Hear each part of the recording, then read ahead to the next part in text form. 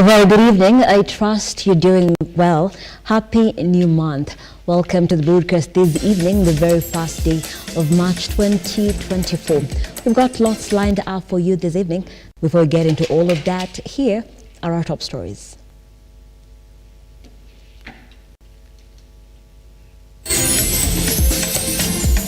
Tonight on Look Up Weekend. PD condemns in the strongest terms possible the police brutality meted against unarmed and peacefully demonstrating doctors and the attempted assassination of our SG, Dr. Davji Atela. Medical Workers Union threatened nationwide strike over the attack of KMPDU Secretary General Davji Atela. 2 people died and scores injured in an accident along Busia-Kisumu Highway.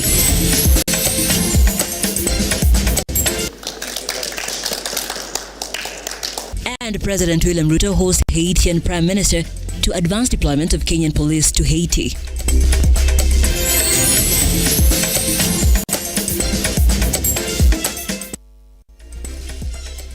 Once more, welcome to the broadcast. This is Look Up Weekend.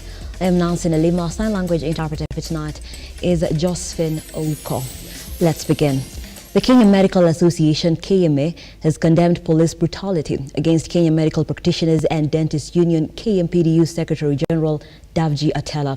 According to the KMA Chief Executive Officer Brenda Obondo, the KMPDU boss was unarmed and led a peaceful protest that did not warrant a police attack.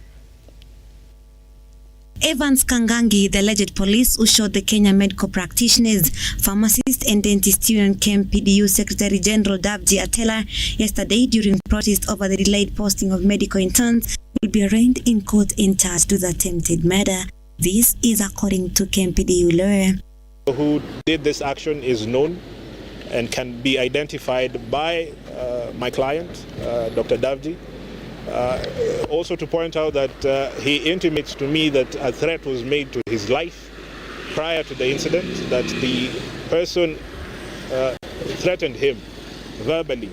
So it is something that he premeditated, had the intention, and actually went through with the action of shooting at him with a tear gas canister. According to Otiende Omolo, Atela's lawyer, his client suffered internal bleeding, condemning the action, promising to sue the Inspector General and other police force involved, saying the action was intentional as tear gas canister was directed to the union official's head, adding that the SG had received threats not to engage in demos before the brutal action. In his car, he suffered internal bleeding and several other injuries. He has had to be stitched on his head, at least 12 stitches. It is fortunate that he appears stable and we were able to talk to him briefly. KMPDU, however, has highly condemned police brutality, stating that Dr. Taylor was leading a peaceful procession when he was shot and injured. The KMPDU chairman, Abi Mwanchi, now wants the accused to resign immediately. We hereby demand that that person, Mr. Evans Kangangi, resigns or action is taken against him now. Nurses, clinical and laboratory technician union in Nakuru County in solidarity has condemned the attack, saying the action taken was barbaric, now demanding the arrest of the police officer who tear gassed the CJ and face the full force of law. There is certification and it's not right at all.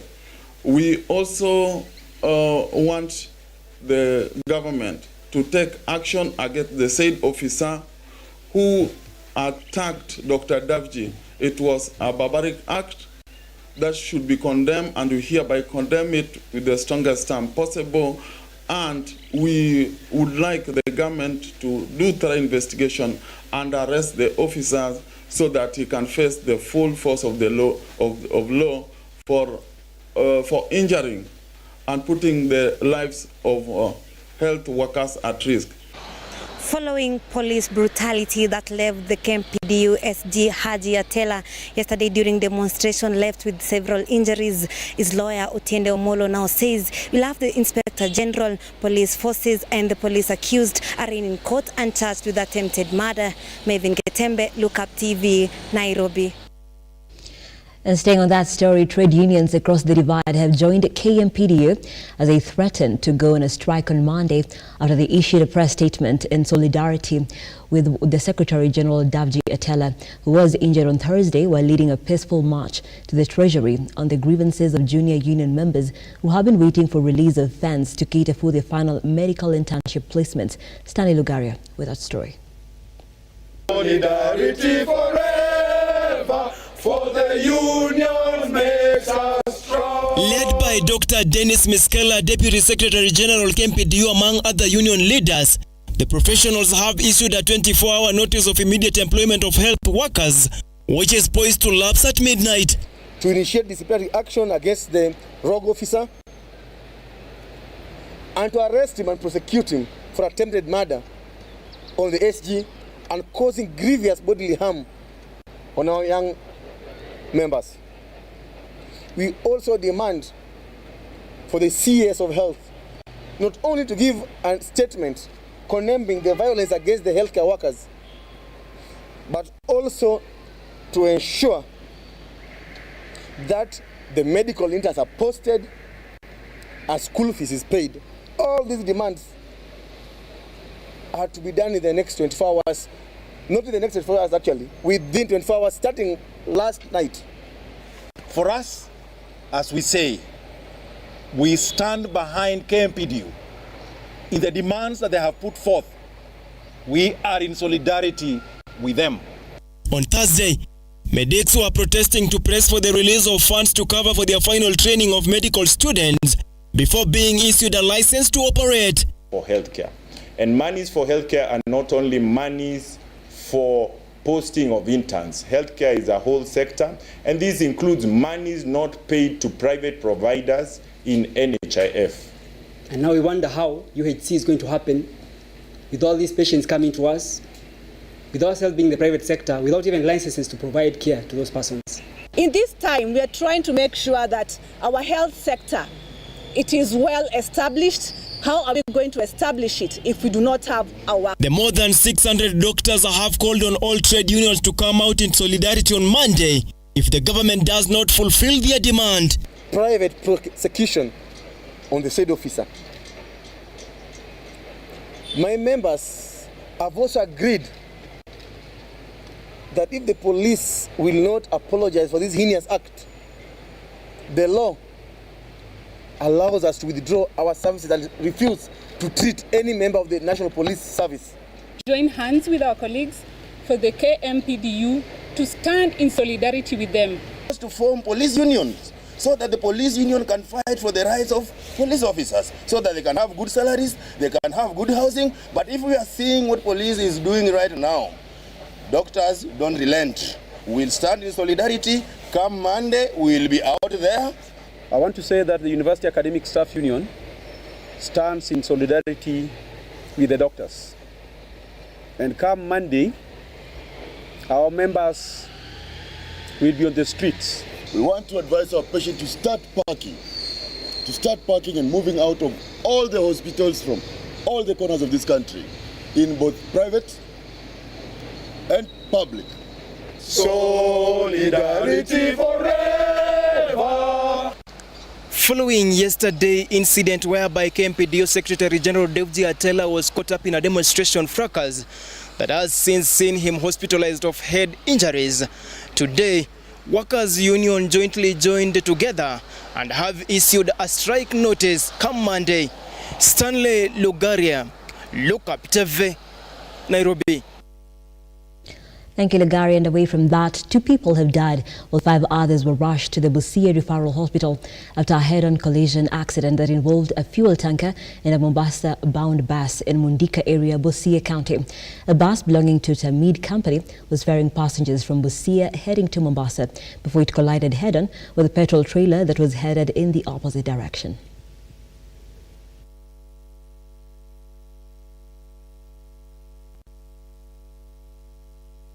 And Interior and National Administration Cabinet Secretary Kithure Kindiki has now ordered the arrest and prosecution of politicians inciting violence in Kisii. Speaking following meetings with Kisii and Nyamira County security chiefs, the CS said the politicians should be arrested regardless of their positions or their political affiliations.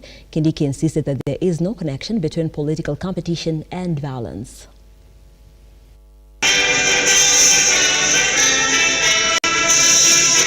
Interior CS Kithure Kindiki has condemned acts of politicians using violence as means of political competition in Kisii County, saying there is no connection between political competition and violence. People who want to hide behind politics to perpetuate crime. And of late, we have seen a bit of violent behavior in political meetings. And as the security managers of the country, we want to make it clear that we will not permit any person to hide behind politics to break the law and to inflict violence on the people of Kenya. Kindiki added that under President William Ruto's administration, the country's security apparatus will not be used for political activities. He reiterated the need for security officers to remain neutral at all times while discharging their duties. We are also clear that this administration, as a policy, does not tolerate or does not politicize security interventions. Additionally, Kindiki directed security agencies in Kisii County to prioritize preventive security and enforce the law firmly and without regard to the political affiliation or social rank of lawbreakers. And for us, we are not looking even at the political affiliation of the offending characters. We are going to go with them after them impartially. And they should not try to think that we will consider anything else except that they are organizing, financing, and inciting violence. John Matava, Lookuptv. A man who claims to be a doctor has been arrested in Malindi Sub-County Hospital on suspicion that he is a fake doctor. The 36-year-old man, identified as Mecha Okechi Wycliffe, was arrested after DCI officers found out that he was defrauding patients and soliciting funds from them. Onesmus Musonye with the details. Is at the Malindi Sub-County Hospital where a 36-year-old man identified as Mecha Okechi Wycliffe has been arrested by DCI officers after being suspected to be a fake doctor. Man is said to have defrauded patients and even obtaining money from them. Confirming the arrest of the fake doctor, the chief medical officer at the hospital, David Magongo, says that the man in question already had a series of fraud cases, and the man was identified after he failed to identify himself as a doctor and also failed to prove necessary documentation. Tumemshika na kumshika na kumweka chini, tukaona kwamba yeye si daktari wetu na wala hana training yoyote kama daktari, na watu wengine pia malagai pesa nyingi sana. The other hand, the manager of the hospital, Said Omar, asked residents and patients who arrive at the hospital for treatment to be careful, adding that they should follow payment procedure and avoid paying cash to an individual. Nawaomba watu wote wanaokuja Malindi Sub-County Hospital wawe waangalifu sana, wasitoe cash kulipa. Tafadhalini, sisi tuko na pay bill zetu ambao kila mtu akija huwa analipa kupitia pay bill. The man is currently being detained at the Malindi police station where investigations are continuing. Onesmus Musonye, Lookuptv. And we take a very short break here on the program, but don't go too far. Lookup Weekend will be back shortly.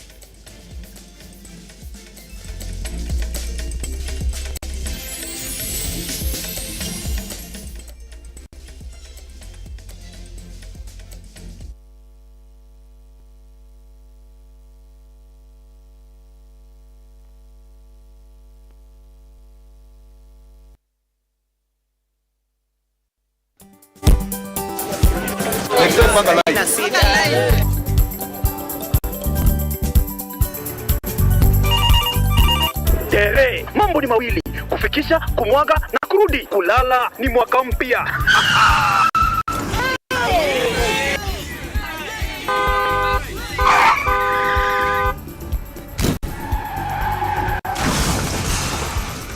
Amuka we mse.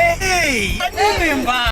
Wewe kwani wani vile dereva anaendesha gari vibaya? Lazima tususe. Anaendesha gari na kwa simu the whole time hata angalia barabara. Tusimame. Wewe dereva wewe. Mwaka iliyopita peke yake watu zaidi ya 3,000 walipoteza maisha yao barabarani kwa sababu ya tabia kama hizo. Hautatuangamiza tukiona. Naomba msamaha, nitampeleka vizuri. Si wameomba msamaha. Sasa tuende tusafiri kwa mwendo wa aste. Dere Smart hufikisha abiria salama. Ujumbe huu umeletwa kwako na NTSA kwa ushirikiano na European Union. Are you an SME looking for a media partner? Look no more, as Lookuptv got you covered for all your visibility and marketing needs. We at Lookuptv understand your business needs and want to work with you on your marketing journey, giving you solutions that will take you to the next level. Call us today on 0707 572 358 or send an email to sales@lookuptv.co.ke and kickstart this amazing journey. Welcome to Lookuptv, your official SME media partner.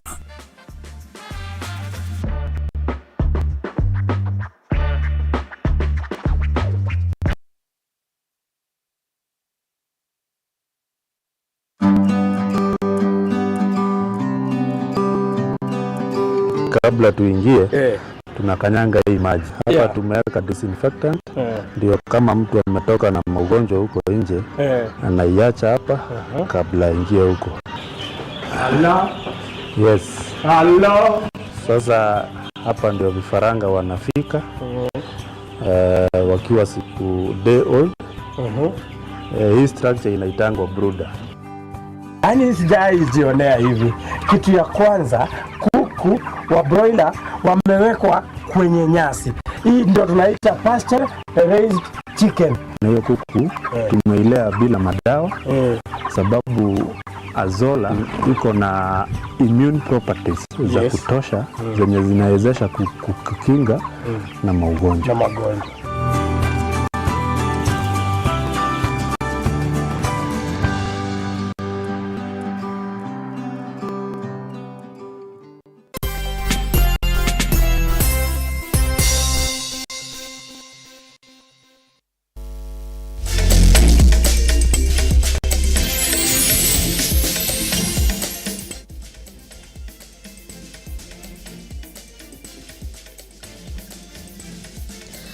Welcome back. Thank you so much for staying with us. This is Look Up Weekend. I'm Nancy Lima. Sign language interpreter is Josephine Oko. Let's continue. ODM leader Raila Odinga on Friday defended devolution, saying there are attempts from the national government to stifle devolution and do away with the devolved units. Speaking in Gem, in the former Prime Minister said there are bills in the National Assembly that are not in favor of devolution, as he called on the national government to release devolved functions. Seeing that devolution is actually suffering in the process of implementation. You've seen so many new bills being developed and being taken to Parliament with the intention of clawing back on devolution. We are saying that this is a process that is unconstitutional and that must be resisted. There's so many new bills which are coming to Parliament, and these bills want to take away functions which have already been devolved by the Constitution and take them back to the national government. That will not be allowed. That must be resisted strongly. Secondly, we'd like to urge the national government to ensure that funds which have already been approved by Parliament are remitted down to the county government so that they can be used for the purpose of development in the country. Then I've also said, I've given a free advice to the government that there are functions which were centralized before, like in terms of infrastructure, the roads, Kura and Kera existed at that time because we are dealing with a unitary system of government. Today, Kura and Kera should actually fall under the county governments. Deputy President Rigathi Gachagua has assured farmers that the government will clear arrears owed to dairy farmers who supply milk to the new KCC. The DP also said the administration is exploring international milk markets for exportation of at least 1 billion litres of milk annually. Gachagua spoke on Friday in Manyata, Embu, during the Embu County Livestock Dairy and Fisheries Exhibition. Speaking as he attended the Embu County Livestock Dairy and Fisheries Exhibition organized by the Kenya Dairy Board at Kalro Grounds in Embu County, Gachagua says the dairy sector has the potential to increase food production and food security in the country. As promised by President William RUTO, starting this month, our farmers will earn 50 shillings per litre of milk. With an investment of 5 billion Kenya shillings for modernization of the new KCC, 50 Kenya shillings is just but the start as we look forward to offering our farmers more. Esteemed farmers and exhibitors, we are also establishing structural support systems such as milk coolers to tame post-harvest losses, which start at about 270 million litres annually. Gachagua says the government has plans to invest in modern milk coolers in order to protect farmers from losses. With an allocation of 400 million Kenya shillings, we are availing sex semen for quality daily breeds. This is towards meeting our target of raising milk production from 5.2 billion litres to 10 billion litres by the year 2027. It is part of our strategy of increasing the foreign exchange earnings from dairy farming in exporting up to 1 billion litres per annum. The government has also plans to introduce a new breed of livestock that can withstand harsh climate conditions. Value addition is also an area that the government seeks to explore to create jobs for the young people. The RUTO administration aims to adding importation of leather products in the next 2 years or so. Kenya being one of the countries with the highest population of livestock in Africa, reviving the leather industry will reduce our expenditure on importation by over 9 billion Kenya shillings annually, while employing more than 80,000 people in our country. The second in command continues to highlight steps taken to kick out cartels duping farmers from the dairy sector. Brana Muai, Lookuptv, Nairobi. Now, Kenya and Haiti on Friday signed an agreement on the deployment of 1,000 police officers to the multinational security support mission in Haiti. President RUTO and Haiti Prime Minister Ariel Henry witnessed the signing ceremony in State House, Nairobi. Kenya pledged to offer 1,000 police officers after Haiti appealed for international help to battle gangs. Ebi Kadenyi with the details. Today, President William RUTO and Prime Minister of Haiti Ariel Henry witnessed the signing of a reciprocal agreement between Kenya and Haiti for the deployment of 1,000 officers to Haiti. This is after the court said the decision was unconstitutional because the two countries had not signed a reciprocal agreement on the issue. Prime Minister Henry thanked President RUTO and the people of Kenya for offering to lead the multinational security support mission in Haiti meant to stabilize the country. En octobre 2022, nous avons fait la requête au monde de nous donner un coup de main. And then we requested in October 2022 to the entire world to help us. Le président RUTO a été l'un des premiers à accepter de venir en Haïti et nous voulons lui dire merci. The President William RUTO has accepted to come to Haiti and we thank him for that. The Chief Inspiration Officer of Africa for Haiti, Edward Githaiga, talking to the press, said that Africa for Haiti is an initiative started to help in improving the relationships between Haiti and Kenya. Africa for Haiti is here to promote the relationships between Haiti and Kenya in areas of culture, in areas of trade, and in areas of social development. Therefore, we are glad that the Prime Minister was able to come here today and also speak to Kenyans and speak to them and tell them why it is important for Africa to unite so that we can secure and bring law and order back to Haiti. The director of the initiative further added that this is a big step and further called on to more countries to come together and help in the fight of restoring peace in Haiti. Are happy and overjoyed that Prime Minister Henry was able to speak directly to Kenyans, especially the students, and make his case of why it's important that we support Haiti in this way. Ebi Kadenge, Lookuptv. Now, the national government has initiated a process to strengthen the security at the borders of Kenya, South Sudan, Ethiopia and Uganda.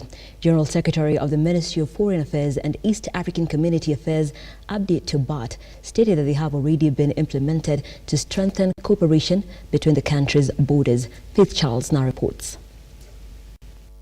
Frequent wars between the Aketer breeding community, including Kenya's Turkana, Uganda's Karamoja, South Sudan Topasa, and Ethiopia's Nyagatom has contributed to the decline of trade at the borders. The Secretary of the Ministry of Foreign Affairs and East African Community Affairs, Abdi Tubat, who visited the areas, has indicated that the government has placed strategies to strengthen the basic structures in the areas, including the Lokichogio Airport, that will help to develop and strengthen commercial cooperation between these countries.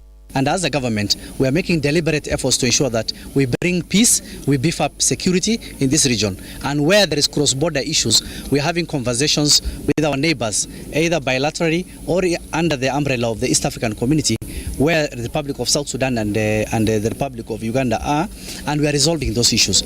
However, the governor of Turkana County, Jeremiah Lomurukai, has indicated that livestock and land wars among communities are not a new thing to them, calling that it is a responsibility of the national government to take action to highlight the security situation and to find a method to bring neighboring nations together, while calling on the ministers that are paying attention to security activities first before the initiation of those strategies, while claiming that this action will bring unity and peace between the nations, which will strengthen commercial cooperation. We border communities that seem to be fighting over issues of water or even pasture. We call ourselves Ateker because we speak the same language. It is the responsibility of the national government actually to take a serious step to initiate processes of building peace between us and the neighbor communities.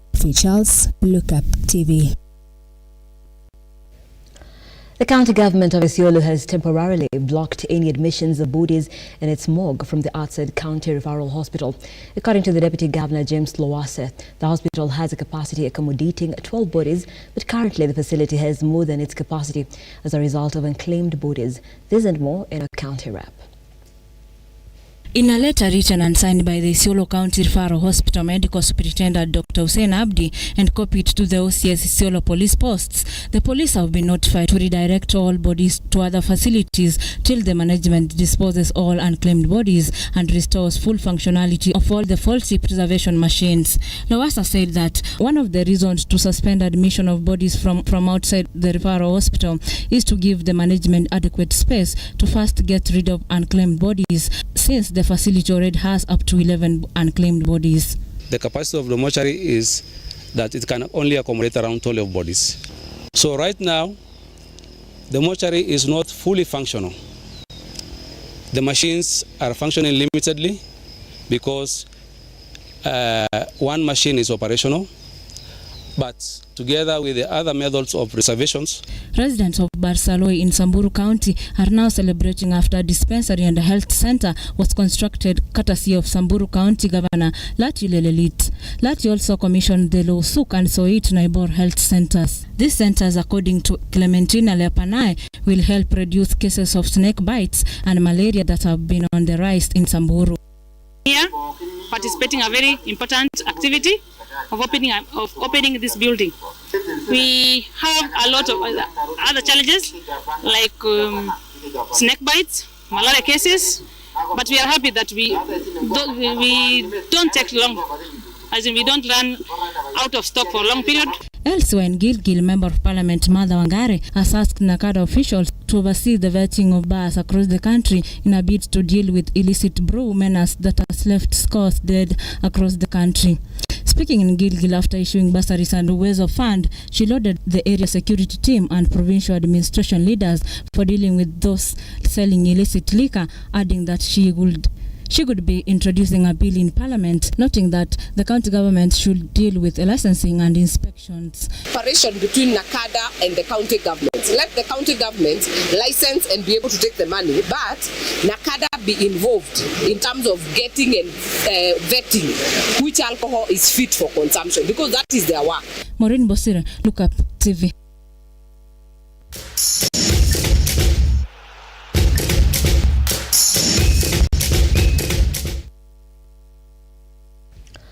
President William Ruto has called for diligence in the construction of the Talanta Sports Stadium as he presided over the groundbreaking ceremony of the facility today at Jamhuri Grounds. The 60,000-seater stadium has been earmarked for the 2027 Africa Cup of Nations. Taifa, thank you, Your Excellency.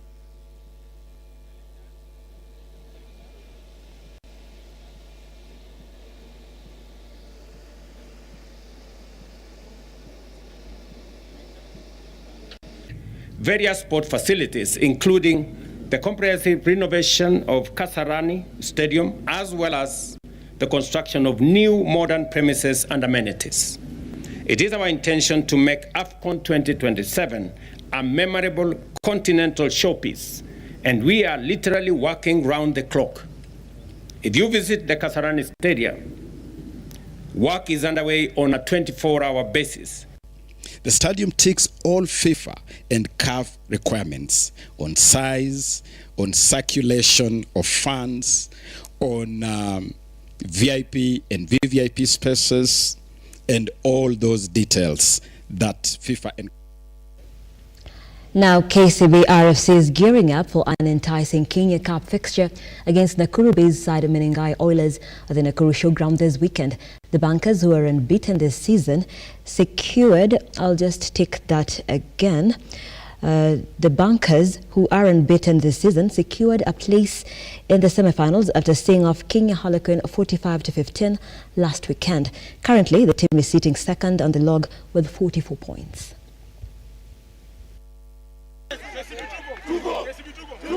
It's a big game. I'm seeing over the past few years they've been one of our biggest competitors, so it's not a game to take lightly. There's a beautiful blend of youth and experience, so that should propel the experienced players forward and give the younger players energy to achieve what the others have. Like I always tell you, it's a game at a time. So with them coming from a loss, they're playing at home, they're wounded, so we should expect a tough battle. Tumekuwa tukitick boxes zetu since season ianze. Yeah, we'll just continue taking them and fix what didn't work for us against Queens. We're in high spirits, tumekuwa tukitrain poa, and we're prepared for the games. Yeah, we know we have it's a huge task coming from Oilers and Cabral. They are two crucial teams, matches that we are supposed to be sharp.